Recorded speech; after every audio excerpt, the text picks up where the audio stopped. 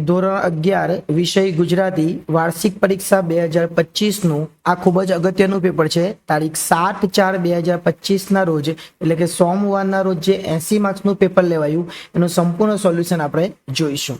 વિભાગ એ થી શરૂઆત કરીએ. પદ્ય આધારિત વિભાગ છે. પહેલું, પરાજયની જીત કાવ્યનું સાહિત્ય સ્વરૂપ શું છે? પરાજયની જીત કાવ્યનું સાહિત્ય સ્વરૂપ, તો જવાબ આવશે ખંડ કાવ્ય. શું આવશે? ખંડ કાવ્ય.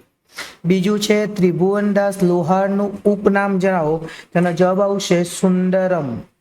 અને ત્યાર પછી છે નાવિક વળતો બોલ્યો કાવ્યના કવિનું નામ, તો જવાબ આવશે ભાલણ. ઓકે, ચલો આગળ.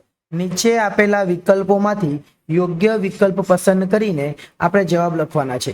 ધણ બપોરે ક્યાં વાગોરે છે? તો જવાબ આવશે વડ નીચે. ક્યાં આવશે? વડ નીચે. આગળ, મદન કુંવર કયા રાજ્યનો રાજકુમાર હતો? તો જવાબ આવશે કૌશલ. નગરમાં આગ લાગવાથી કોણ ભય અનુભવતું નથી? તો જવાબ આવશે પંખી. ત્યાર પછી એક વાક્યના જવાબો છે. શૈશવમાં કવિ મિત્રો સાથે શેનો ભાગ પાડતા? તો ચણીબોર, કાકરા, ચીભરા, વડના તેતા વગેરેનો ભાગ પાડતા. જંગલમાં કથિયારા આવીને શું કરતા?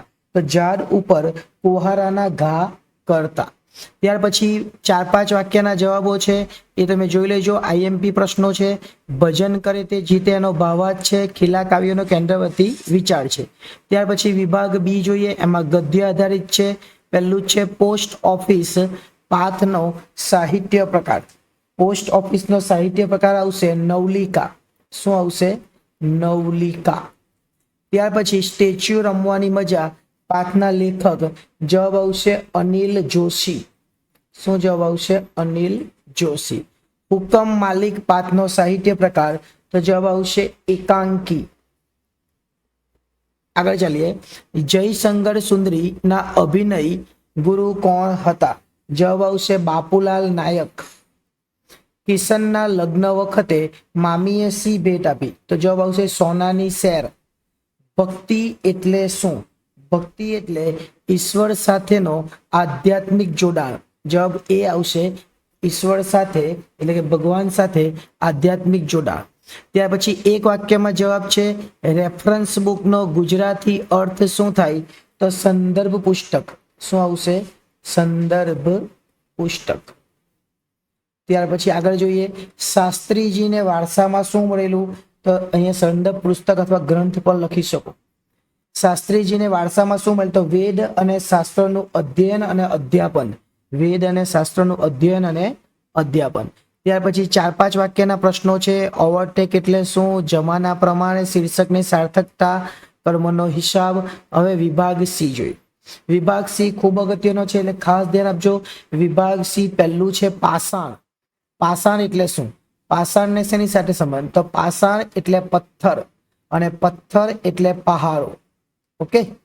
કાસ્ટ. કાસ્ટ શું છે? કાસ્ટ એટલે લાકડું અને લાકડું એટલે ઈંધણ. ત્યાર પછી દરવાજો. દરવાજો એટલે કમાડ અને કમાડ એટલે બાણું. ત્યાર પછી વાઘ યુદ્ધ. વાઘ યુદ્ધ એટલે બોલાચાલી અને બોલાચાલી એટલે ગરમા ગરમી. અને ત્યાર પછી શ્રમજીવી એટલે મજૂર અને મજૂર એટલે કામદાર.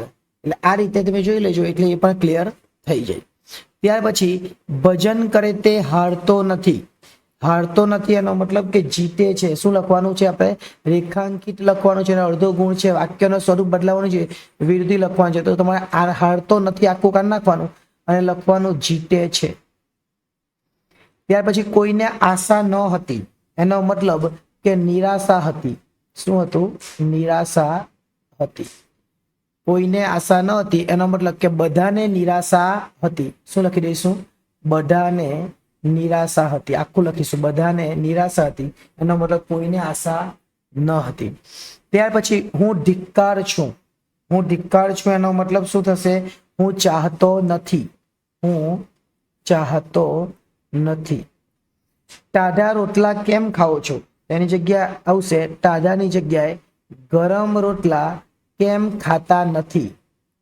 ગરમ રોટલા કેમ ખાતા નથી. અલી મૂળ હોશિયાર શિકારી હતો.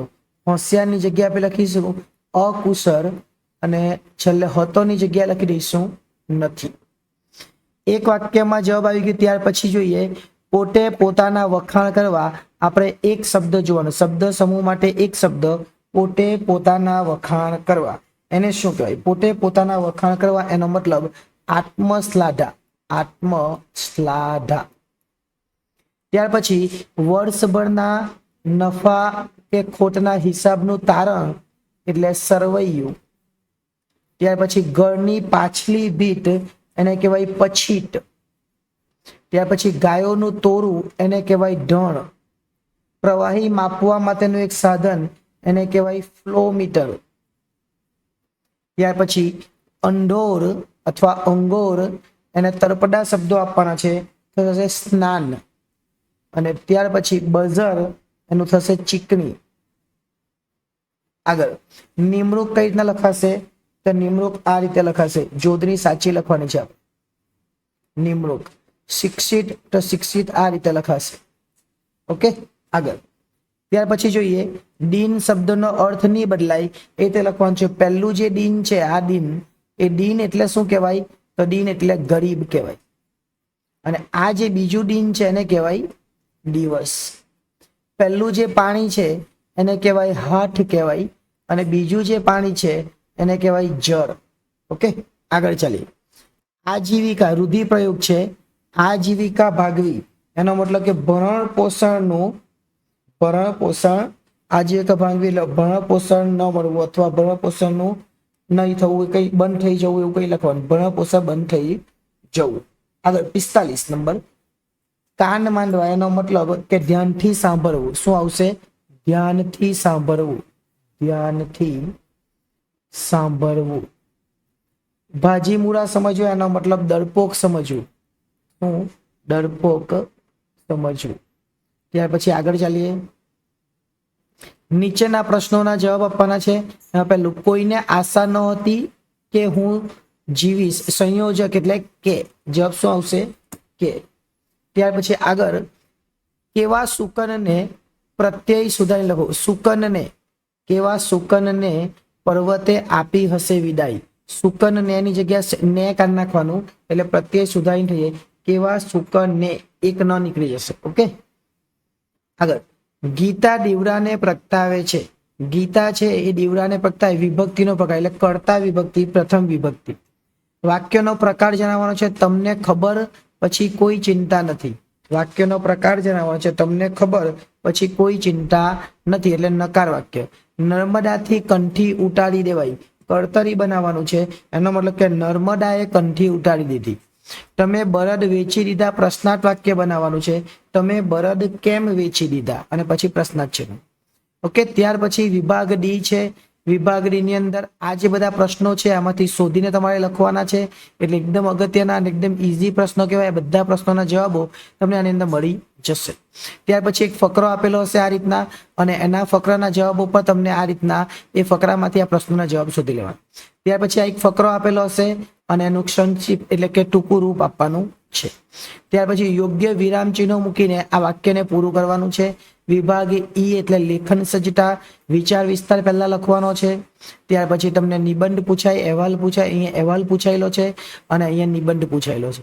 નિબંધ છે મારા શૈશવના સંસ્મરો, ઉનાળાનો બપોર અને સ્વચ્છતા ત્યાં પ્રભુતા. આમાંથી એક લખી દેવાનો એટલે આપણું કામ પૂરું થઈ જાય. એટલે આ હતું સંપૂર્ણ સોલ્યુશન. વિડીયો ગમ્યો હોય તો લાઈક કરી દેજો, ચેનલને સબસ્ક્રાઇબ કરી, બાકી હોય તો એ પણ કરી લેજો. આભાર.